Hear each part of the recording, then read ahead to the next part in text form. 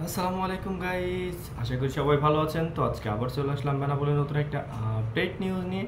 তো আজকে কোন বিষয় নিয়ে আমরা মূলত কথা বলবো সেটা হচ্ছে বেনাপোল বর্ডার সহ বাংলাদেশের প্রত্যেকটা বর্ডার কিন্তু খোলা আছে, আপনারা যেতে পারছেন না।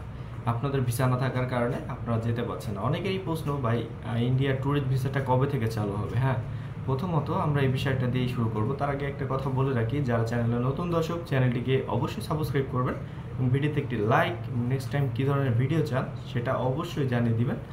চলুন বেশি কথা না বাড়ি চলে যাই মূল ভিডিওতে।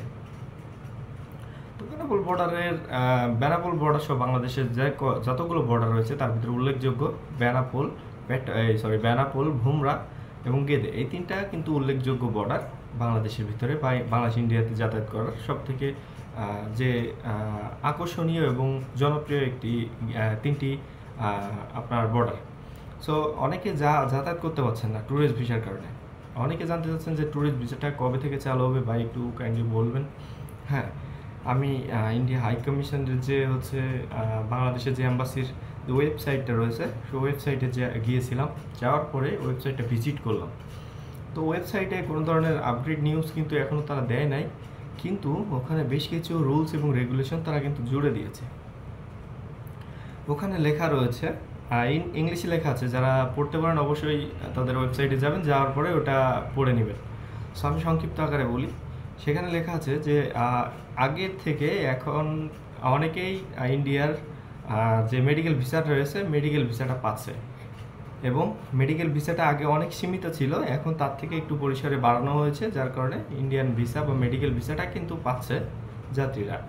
তো ট্যুরিস্ট ভিসার সম্পর্কে কোনো ধরনের উল্লেখ তারা ওখানে করে নাই যে কবে থেকে চালু হবে। তারা এইভাবে লিখছে যে ইন্ডিয়ান ট্যুরিস্ট ভিসা যখন চালু হবে তখন থেকে আবেদনকারীরা আবেদন করতে পারবে। সো এই হচ্ছে লাস্ট আপডেট তারা ওখানে আপডেট করেছিল। এবং আরেকটা বিষয় ওখানে লেখা ছিল যে আপনার ইন্ডিয়ান ভিসা যারা মেডিকেল ভিসার জন্য যাচ্ছে, আপনার যেখান থেকে অ্যাপয়েন্টমেন্ট নেওয়া, আপনি যদি অন্য ডক্টর দেখান, আপনার অ্যাপয়েন্টমেন্ট নিয়ে এক জায়গায়, আপনি চলে যাচ্ছেন আর এক জায়গায় গিয়ে যদি আপনি ডক্টর দেখান, সেক্ষেত্রে অনেক বড় সমস্যার সম্মুখীন আপনারা হতে পারেন। সো সেখানে এইটাই কিন্তু তারা উল্লেখ করেছে।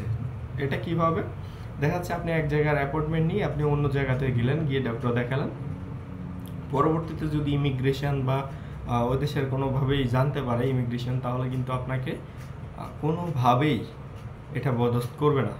ওখানে উল্লেখ করেছে যে এমনও হতে পারে আপনার ইন্ডিয়া যাতায়াত থেকে বিঘ্ন ঘটতে পারে, অর্থাৎ আপনাকে হয়তো পরবর্তীতে তারা ইন্ডিয়াতে আর ঢোকার জন্য পারমিট নাও দিতে পারে। ঠিক আছে, সো এই বিষয়টি সবসময় খেয়াল রাখবেন, এবং আপনারা সবসময় সতর্ক থাকবেন। যে জায়গা থেকে আপনি হচ্ছে এটা নেবেন, সেখানে গিয়ে অ্যাপয়েন্টমেন্ট নেবেন, সেখানে গিয়ে ডক্টর দেখানোর ট্রাই করবেন। ধন্যবাদ সবাইকে, ভালো থাকবেন, সুস্থ থাকবেন, আসসালামু আলাইকুম।